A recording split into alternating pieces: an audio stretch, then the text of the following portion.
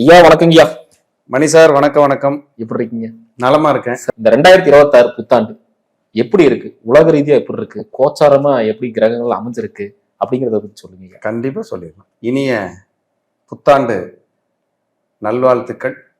2026 உங்கள் அனைவருக்கும் மிகச்சிறந்த பொற்காலமாக மன நிம்மதியும் இறைபலமும் உங்களுக்கு கூடி நீங்கள் உங்கள் குடும்பத்தோடு ஆயுள் ஆரோக்கியத்தோடு வாழ எல்லாம் வல்ல பரம்பொருளை இந்த நேரத்திலே தியானிக்கிறேன். எல்லாருமே எப்போ நியூ இயர் வரும், நியூ இயர் வந்தா நமக்கு இந்த வருடமாவது நம்ம லைஃப்ல ஒரு முன்னேற்றம், வளர்ச்சி, வெற்றி இதெல்லாம் கிடைச்சிடாதா?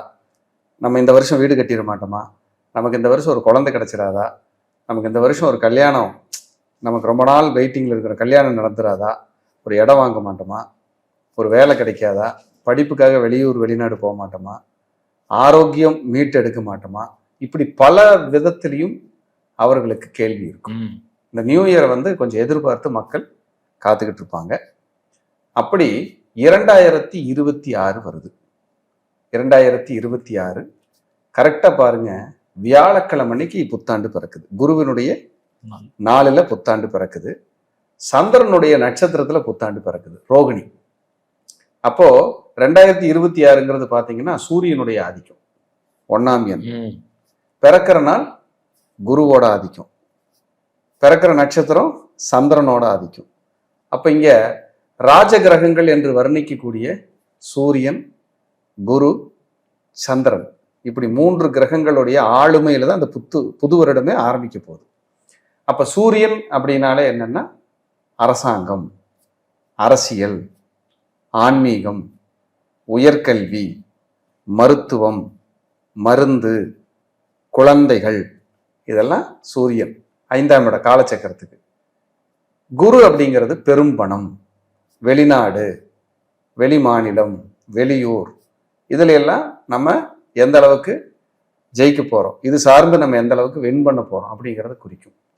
சந்திரன் அப்படிங்கிறது இடமாற்றம், தாய்மை, வீடு, வாகனம், சொத்து, சுகம். 4ஆம் இடம் இல்லையா காலச்சக்கரத்துக்கு, சந்திரனோட வீடு. இதையெல்லாம் குறிக்கக்கூடிய ஒரு வாய்ப்பா இருக்கு. அப்ப இந்த 3ஓட கலவையில தான் இந்த வருடம் நகரப்போகுது. அப்ப சூரியன் அப்படின்னாலே அரசியல். அரசியலில் ஒரு கணிப்பு, எல்லாரும் நம்ம இப்படி ஆகும் அப்படி ஆகும்னு வச்சுட்டு இருக்கிற கணிப்பு அப்படியே சேஞ்ச் ஆகும். நம்ம ஒண்ணு நினைச்சா இது ஒண்ணு நடந்துருச்சேங்கிற மாதிரி. ஏன்னா சந்திரன்னா மாற்றம், சூரியன்னா அரசியல், அரசாங்கம், குரு அப்படிங்கிறது உங்களுக்கு பெரும் பணம். அப்போ இந்த கலவைகளை தானே ஆரம்பிக்குது. அப்ப இந்த வருடம் தான் எலெக்ஷன் வரப்போகுது. நம்ம எலெக்ஷனுக்குள்ள போக வேண்டாம், நம்ம கருத்து பொதுவா தான். ஏன்னா நம்ம எல்லாருமே நம்ம கிட்ட பார்ப்பாங்க. கண்டிப்பா கண்டிப்பா. இவங்க தான் இல்லை, நம்ம எல்லாம் பொது மனிதர்களாக தான் நம்ம எல்லாம் இருக்க முடியும், பேச முடியும். இல்லை, அதான உண்மை. அப்ப இந்த வருடம் அரசியல் ஒரு சேஞ்ச் அப்படிங்கிறதோட நம்ம அந்த சப்ஜெக்டை நிறுத்திக்குவோம். சேஞ்சுனா அதாவது எதிர்பார்ப்புகளில் ஒரு மாற்றம். என்ன மாற்றம் அப்படிங்கிறது அந்தந்த காலச்சூழல் முடிவு செய்யும். எதிர்பார்ப்புகளில் ஒரு மாற்றம் அப்படிங்கிறதுல மாற்றுக்கிறதுக்கு இடமே இல்லை. நம்ம ஒன்று நினைச்சிட்டு இருப்போம், நம்ம ஒரு கணிச்சு வச்சிருப்போம், அது அப்படியே ஒரு சேஞ்ச் நடத்தி ஒரு மாதிரியா ஒரு விஷயத்தை செய்யும். ஏன்னா சூரியன் என்பது அரசியலை சொல்லியிருக்கிறோம், சந்திரன் என்பது மாற்றத்தை சொல்லியிருக்கிறோம், குரு என்பது பெரிய பணம், பொருளாதாரம், வெளியூர், வெளிநாடுகள். இப்ப பாருங்க, நம்ம இந்திய தேசம் சார்ந்து வெளிநாடுகள்ல நமக்கு இனிமேல் நிறைய சப்போர்ட் பண்ண போகுது. நம்ம நாட்டுக்கு ரொம்ப நட்பு உறவுகளை அதிகப்படுத்தி ஒரு பெரிய ஒரு அற்புதத்தை அவங்க செய்ய போறாங்க. இதுல எந்த மாற்றமும் இல்லை. இப்ப நம்ம தாய் திருநாடு இந்தியாவுக்காக நிறைய பேர் முன் நட்பு நாடா, தோழமை நாடா, எங்களுக்கு இவங்க இருக்காங்கங்கிற சப்போர்ட், ஆதரவுக்கிற நமக்கு எப்பவும் கிடைக்கிறதுக்கு அதிகரிக்கக்கூடிய ஆற்றலை இந்த வருடம் நம்ம பார்க்க முடியும். அதே மாதிரி இந்த வருடமும் சூரியனுடைய ஆதிக்கம், குருவோட ஆதிக்கம்னா நிறைய திருக்கோயில்கள், திருப்பணிகள், கும்பாபிஷேகம், கோயில் சார்ந்த விஷயங்கள். இனிமேல் பாருங்களேன், நிறைய குறிப்பிட்ட முக்கியமான சிவாலயங்கள், அம்மனுடைய ஸ்தலங்கள், குருங்கிறனால நிறைய ஜீவசமாதி வழிபாடு பயணங்கள் எல்லாம் அதிகரிக்கும் இந்த வருடம். நிறைய இதுக்கு மக்கள் பயணப்படுவாங்க. போய் நம்மளுடைய கர்மாவை தீர்த்துக்கணும், சரி பண்ணிக்கணும், ஜெயிக்கணுங்கிற எண்ணத்தை கொடுக்கும். தங்கம், குரு தான் கோல்டு, சந்திரன் தான் மாற்றம், சூரியன்கிறது வந்து உயர்வு. அப்போ தங்க விலையும் கண்டிப்பாக உயரப்போகுது. அப்படிங்கிறதுல ஏற்கனவே உயர்வு தான். இப்போ பேசிட்டு இருக்கிற நேரத்தில் உங்களுக்கு கிட்டத்தட்ட 1 பவுன் 1 சவரன்னு சொல்லக்கூடிய தங்கம் நியர்பை 95,000 இருக்கு. இது அப்படியே அடுத்தடுத்து மூவ் ஆகி லட்சங்களுக்கு மேலே போறதுக்கு வாய்ப்பு இருக்கு. ஏன்னா குரு உச்சம் வேற அடைய போறாரு. அதுல மாற்றங்கள் வந்து அடுத்தடுத்த கட்டத்துக்கு மூவ் ஆகிறதுக்கு சான்சஸ் நிறைய இருக்கு. இந்த 3ஓட கலவையில தான் இந்த வருடம் நகரப்போகுது. அதே போல கல்வியில் மாற்றம், கல்வியில் ஒரு புரட்சி, புதிய புதிய கோர்ஸ் இன்ட்ரடியூஸ் ஆகிறது. சந்திரன் அப்படிங்கிறது வந்து பாத்தீங்கன்னா மக்களுடைய மனது, மீடியாவே சந்திரன் தான். அப்புறம் இந்த ஏஐன்னு இப்போ வந்திருக்குல்ல, அது மாதிரி புதிய புதிய விஷயங்கள் இந்த வாட்ஸ்அப்ல, யூடியூப்ல, இன்ஸ்டாகிராம்ல புதுசாக வந்து எப்படி வாட்ஸ்அப்னு ஒன்று வந்துச்சோ, யூடியூப் இன்ஸ்டாகிராம்னு வந்துச்சோ, அது மாதிரி புதுசாக ஒரு புரட்சி கூட உருவாகும். ஏதாவது ஒரு புதிய ஒரு விஷயத்தை உருவாக்கி இதெல்லாம் இனிமேல் நம்ம மக்கள் பயன்படுத்த போறாங்க அப்படிங்கிறது கூட இந்த வருடங்களில் உருவாக்குறதுக்கு வாய்ப்பு. சரி. அப்புறம் சந்திரன் அப்படிங்கிறது வந்து பார்த்தீங்கன்னா நீர்நிலைகள். அப்போ அந்த புனித நதி நீராடுறதுக்கான கூட்டங்கள் அலைமோதும். புனித நதியில நீராடி நம்மளுடைய கர்மாக்களை தீர்த்து சுகமா வாழலாங்கிற விஷயங்களை எல்லாம் அதிகரிக்கும். அதே போல சந்திரன்கிறது காலச்சக்கரத்துக்கு 4ஆம் இடமா ரியல் எஸ்டேட் புதுப்பிக்கும். ரியல் எஸ்டேட் சட்டங்கள், புதிய நடைமுறைகள், பட்டா பத்திரங்கள் தொடர்பான புதிய சட்டங்கள் வகுக்கிறது, இந்த மாதிரி தான் இனிமேல் நீங்க மூவ் பண்ண முடியும்னு சொல்றதெல்லாம் இந்த வருடம் உருவாகும். இந்த வருடம் உருவாகும். குழந்தைகளுக்காக தனி பாதுகாப்பு, பெண் குழந்தைகளுக்கான பாதுகாப்பு. இப்ப போக்சோன்னு ஒரு சட்டம் வந்து சிறப்பா வழி நடத்திக்கிட்டு இருக்கு இல்லையா? யாராவது இனிமேல் பெண் குழந்தைங்க தொடர்னாலே பயப்படுவாங்க. அந்த மாதிரியான ஒரு அருமையான சட்டம் அது. அதுலேயும் வந்து இன்னும் வேற வேற நடைமுறைகளை கொண்டு வந்து பெண்கள் பாதுகாப்பு அதிகரிக்கப்படும். பெண்களுக்கான பாதுகாப்பு நடைமுறைகள் இப்ப அதிகரிக்கப்படும். நிறைய பேர் பெண்கள் நிறைய பேர் விருது வாங்குவாங்க. ஐஏஎஸ், ஐபிஎஸ், ஏதாவது ஒரு அரசியல்ல அரசாங்கத்துல பெண்களுக்கான முக்கியத்துவங்கள் எல்லாம் கொஞ்சம் ஒரு இம்ப்ரூவ் ஆகிறதுக்கான சான்ஸையும் அது கொடுக்கும். இப்ப அரசாங்கத்தில் இருக்காங்க, யாராவது ஒருத்தங்களுக்கு ஒரு பெரிய பதவியில் இருக்கிறவங்களுக்கு ஒரு பெண்ணை நியமிச்சு அவங்க புகழடைகிறது, அவங்க வெளிச்சத்துக்கு வர்றது, இந்த மாதிரி வர்றதுக்கு சான்சஸ் இருக்கு. அதே போல டிரான்ஸ்போர்ட்ல புதிய புதிய முறைகளை எல்லாம் கொண்டு வருவாங்க, புதிய வாகனங்கள். அதே போல் டிரான்ஸ்போர்ட்டில் வந்து ஒரு அற்புதங்கள் இதெல்லாம் நடக்கும். அதாவது இந்த டிரான்ஸ்போர்ட்டில் வந்து மலைக்கோயில், பயணிகள் ஏறி இறங்குறதுக்கான இதெல்லாம் இருக்கு இல்லையா? இப்போ உதாரணத்துக்கு ரோப் கார் மாதிரி திட்டங்கள் எல்லாம் நிறைய விரிவுபடுத்துவாங்க, நிறைய அதிகரிக்கும். இதெல்லாம் நிறைய சொல்லிட்டே போலாங்க. ஐயா, இந்த 2026ல சாமானியமா இருக்கக்கூடிய நபர்களுக்கு எல்லாத்துக்கும் கனவு என்னன்னா அந்த பொருளாதாரம், சம்பள உயர்வு கிடைச்சிடாதா, லாபம் பாத்திர மாட்டோமா அப்படின்னும் போது பொருளாதாரம் எப்படிங்க? கண்டிப்பா கிடைக்கும். அதுல குறிப்பா நியூ இயர் வந்து குருவின் நாள். தனுசு மீனம், தனுசு மீனம், மீனம், புனர்பூசம், விசாகம், புரட்டாதி. சூரியனுடைய ஆதிக்கம் எண்ணு 2026. அப்ப சிம்மம், கார்த்திகை, உத்திரம், உத்திராடம். அப்ப சந்திரனுடைய நாள் கடகம், ரோகிணி, திருவோணம், ஹஸ்தம். இந்த நட்சத்திரக்காரர்களுக்கெல்லாம் ஒரு விமோச்சனம் உண்டு. இந்த நட்சத்திரக்காரர்களுக்கு ஒரு விமோச்சனம் கட்டாயம் உண்டு. ஏன்னா சூரியன், குரு, சந்திரன் இவங்க ஒண்ணுக்கு ஒண்ணு எல்லாருமே யாருக்கும் பகை கிடையாது, யாருக்கும் பகை இல்லை. அந்த அதுல இதுல புத்தாண்டு பிறப்பிக்குது. இவங்களுக்கு ஒரு விமோச்சனம் கண்டிப்பா கொடுக்கும். இந்த 2026 ஒரு அற்புதத்தை சூப்பரா செய்யும். எனக்கு தெரிஞ்சு கேன்சருக்கான இந்த மெடிசன் இருக்கு இல்லையா, அதுல ஏதாவது ஒரு புரட்சி நடக்கும். ஏன்னா குரு சூரியன் சந்திரன் கூட. அப்ப ஏதாவது ஒரு மருந்து கண்டுபிடிக்க முடியாத, நடைமுறைப்படுத்த இந்த வியாதிக்கு குணப்படுத்த முடியாத ஒரு இத்தனை நாள் வரைக்கும் எதுவுமே கிடைக்கல, நம்ம பண்ண முடியலைங்கிறதுக்கு 2026ல ஏதாவது ஒரு விஷயம் நடக்கிறதுக்கு அதிக சான்ஸ், சொல்யூஷன் கிடைக்கிறதுக்கு வாய்ப்பு இருக்கு. ஏதாவது தவிர்க்கவே முடியாது, ஐயோ இந்த வியாதி அனுபவிச்சுதான் ஆகணும் அப்படின்னா கேன்சர் மாதிரியான வேற ஏதாவது வியாதிகள் இருந்தால் கூட அதுக்கு மருந்து கிடைச்சு குணமாகறக்கோ அல்லது மருந்துகளுடைய விலையில வந்து குறைச்சு மக்களுக்கு பயன்படும் வகையிலேயே அரசு கண்டிப்பா நடவடிக்கை எடுத்து செய்வாங்க. மத்தியிலையும் சரி மாநிலத்திலும் சரி ஏதாவது ஒரு முயற்சிகள் நடக்கும். குறிப்பா அரசாங்க மருத்துவமனைகள் இம்ப்ரூவ் ஆகும். அரசாங்க மருத்துவமனை. இந்த எய்ம்ஸ் மாதிரியான மருத்துவமனைகள்லாம் இருக்கு இல்லையா, பெரிய பெரிய இதெல்லாம், அதெல்லாம் வந்து டெவலப் ஆகும். சிறப்பு. நம்ம தமிழக அரசு கூட நம்மளுடைய நிறைய இடங்கள்ல அரசு மருத்துவமனைகளை விரிவுபடுத்தி அதை வந்து மல்டி ஸ்பெஷாலிட்டி ஹாஸ்பிட்டல் மாதிரி பிரம்மாண்டப்படுத்தி அடுத்த கட்டத்துக்கு கொண்டு போற நடவடிக்கைகள் இந்த பிரபஞ்சம் நமக்கு கொடுக்கும். சிறப்பு. ஏன்னா அது கூட அவங்களுக்கு நல்ல ஒரு மூவா இருக்கும் மக்களுக்கு. ஏன்னா மருத்துவம் வந்து மக்களுக்கு ரொம்ப முக்கியம் இல்லையா. அதெல்லாம் இந்த மாதிரி 2026 ஒரு புதுப்பிச்சு அதை நடைமுறைக்கு கொண்டு வரக்கான சாத்தியங்களை நிச்சயமா அந்த பிரபஞ்சம் எல்லாருக்கும் சப்போர்ட் பண்ணணும். ஏன்னா யாருமே நோய் இல்லாத வாழ்வு வாழணுங்கிறது தான் என்னுடைய வாழ்த்து. ஐயா, அதே மாதிரி பாத்தீங்கன்னா அக்ரிகல்ச்சர், விவசாயம் எப்படிங்க? 4ஆம் இடம் தான் கால்நடை விவசாயம். குரு சூரியன்லாம் இருக்குது. இந்த தடவை வந்து இந்த பால் சம்பந்தமான இது விவசாயிகளுக்கு மாடு பால் விலையெல்லாம் கொஞ்சம் உயர்ந்து அவங்களுக்கு கொஞ்சம் நன்மை நடந்து, ஏன்னா மக்களுக்கு அது ஒரு வகையில சின்ன சுமை வந்தா கூட ஆனா விவசாயிகள் நல்லா இருப்பாங்க கண்டிப்பா. ஏன்னா அவங்க காலையில 2 மணிக்கு எந்திரிச்சு பால் கறந்து மக்களுக்கு கொண்டு போய் வீடு வீடா விநியோகம் பண்ணி எத்தனை கஷ்டப்படுறாங்க. ஸோ அவங்களுக்கு இது ஒரு விமோச்சன காலமாக இருக்கும். அதே போல விவசாயிகளுக்கு விவசாயம் மழை பெஞ்சு நல்ல செழிப்படையும். ஏன்னா சந்திரன், ரோகிணிங்கிறது சந்திரன், மழைக்கானவரே சந்திரன் தான். குருங்கிறது வந்து செழுமை, சூரியன்கிறது வந்து வளர்ச்சி.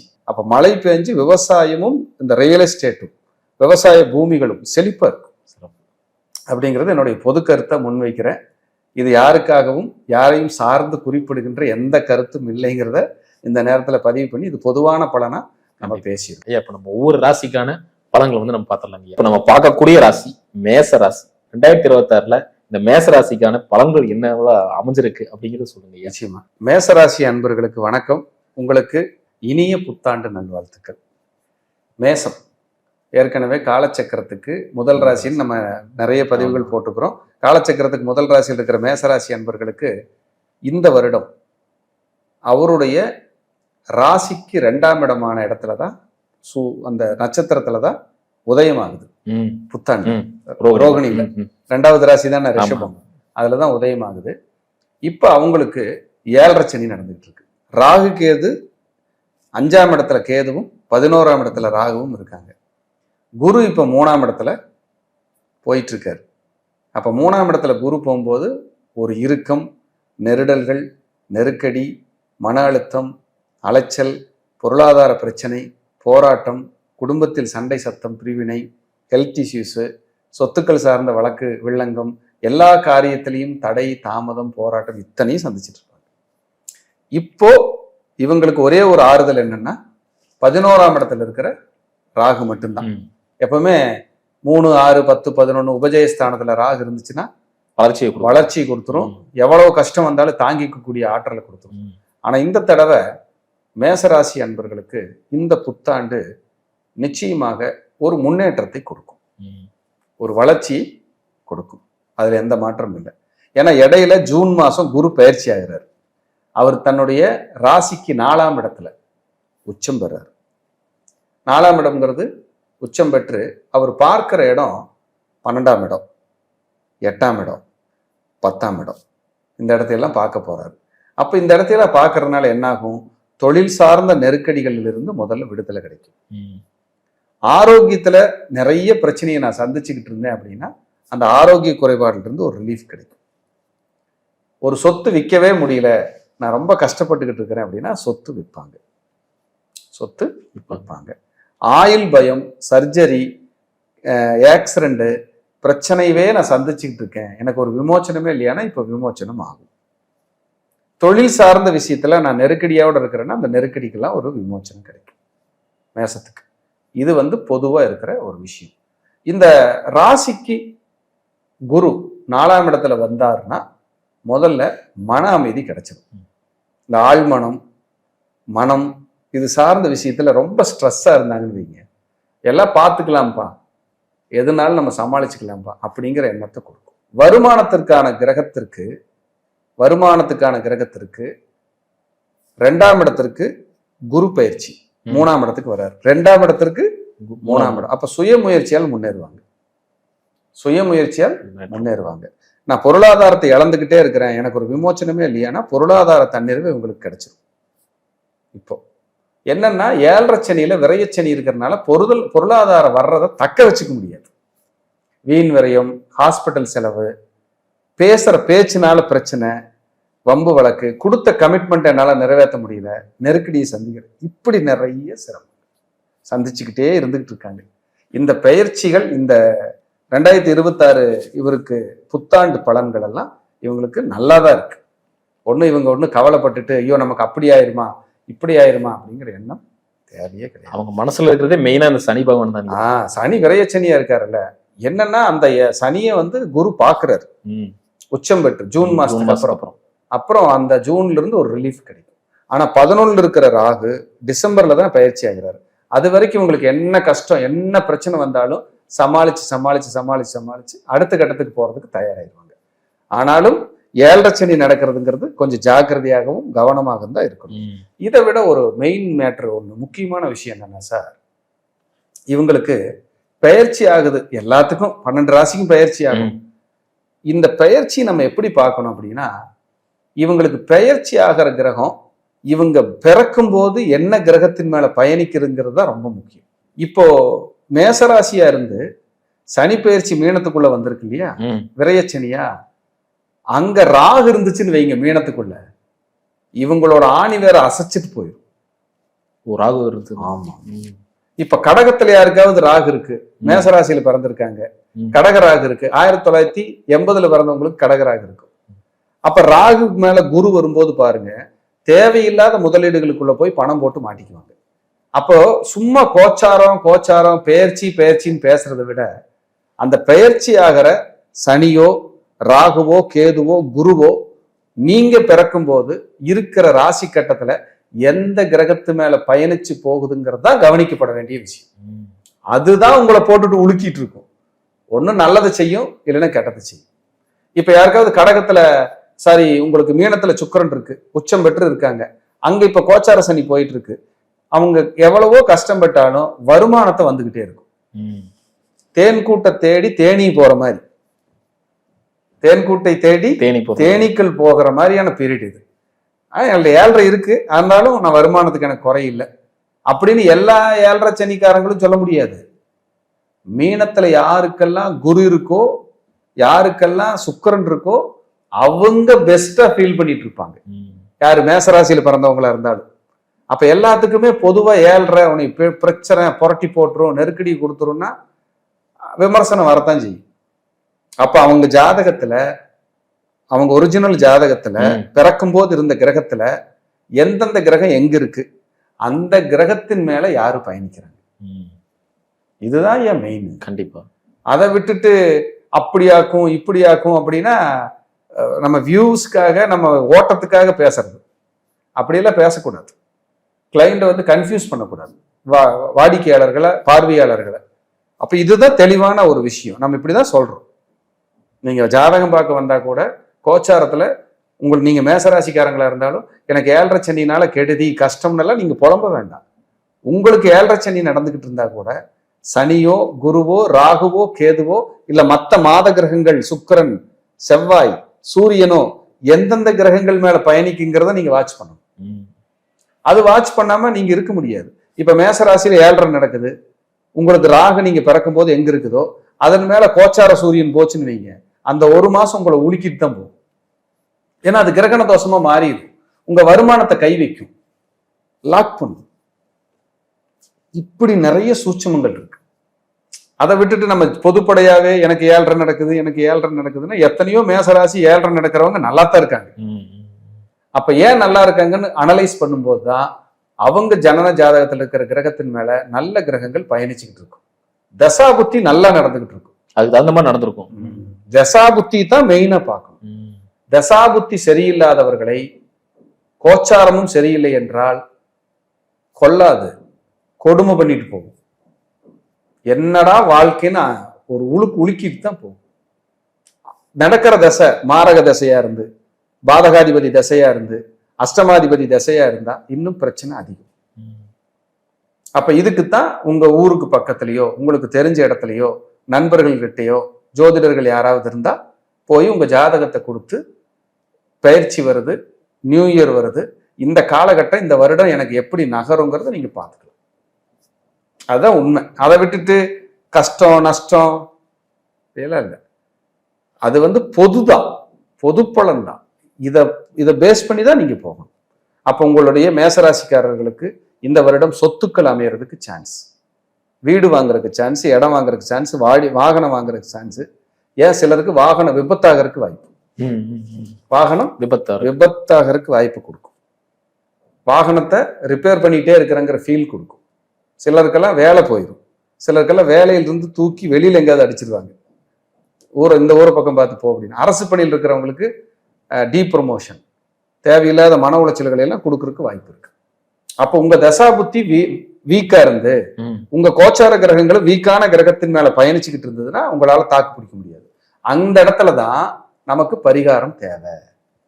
இப்ப உதாரணத்துக்கு சொல்லிடுறேன்னு, மீனத்துல சனி இப்ப போயிட்டு இருக்குது. இப்ப மேசராசிக்காரங்களுக்கு இது விரைய சனி. எல்லாத்தையுமே சனி பாதிக்குமா அப்படின்னா, மீனத்துல யாருக்காவது ராகு இருக்குன்னு வைங்க, அல்லது கேது இருக்குன்னு வைங்க, இப்ப சனி போகுதுல்ல, இப்பதான் இவங்களை பயங்கரமா டிஸ்டர்ப் பண்ணும். இந்த 7 தான் இவங்களை லாக் பண்ணும். இங்கதான் பரிகாரம் தேவைப்படுது. அப்ப மீனத்தில் யாருக்காவது கேது இருந்து அங்க இப்ப கோச்சார சனி போனா, இப்பதான் நீங்க போய் சரபேஸ்வரரை பிடிக்கணும். யாரை பிடிக்கணும்? சரபேஸ்வரர். சரபேஸ்வரர் வழிபாடு செய்யணும். ராகு இருக்குன்னு வச்சுக்கோங்க மீனத்துல யாருக்காவது, இப்பதான் போய் நீங்க காலபைரவரை பிடிக்கணும். காலபைரவருடைய வழிபாடை ஸ்ட்ராங் பண்ணணும். இப்ப அதுக்குத்தான் நம்ம இந்த ஜாதகத்தை ஆய்வு பண்றோம். எந்த சாமி, எந்த தெய்வம், எந்த இறை பரிகாரங்கள் பண்ணா நமக்கு ரெக்கவரி கிடைக்கும் அப்படிங்கிறது. மறுபடியும் நேயர்களுக்கு சொல்லிடுறேன், உங்களுக்கு உங்க ஜாதகத்தை உங்களுக்கு தெரிஞ்சவங்க கிட்ட, உங்களுக்கு பக்கத்துல குடும்ப ஜோதிடர்கிட்ட யாராவது இருந்தா தாராளமா நீங்க அங்கேயே பார்த்து பலன் பெறுவதற்கு என்னுடைய அன்பான வாழ்த்துக்கள். ஏன்னா எல்லாருக்கும் நம்ம பார்க்க முடியாது.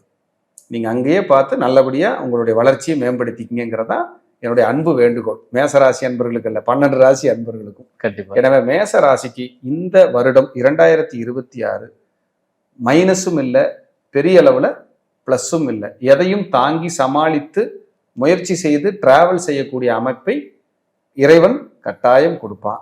உங்களுடைய ஜனன ஜாதகத்தில் நீங்க பிறக்கும் போது 9 கிரகங்கள் எங்க இருக்கோ அதன்படி இப்ப வர்ற கோச்சாரம் உங்களை என்ன பண்ணுதுன்னு தெரிஞ்சு அதுக்கு தகுந்த இறை பரிகாரங்களை எடுத்து வாழ்வில் வெற்றி பெற அனைவரையும், அனைத்து மேசராசி அன்பர்களையும் மனதார வாழ்த்துகிறேன். நன்றி ஐயா. நன்றி. வாழ்க வளமுடன்.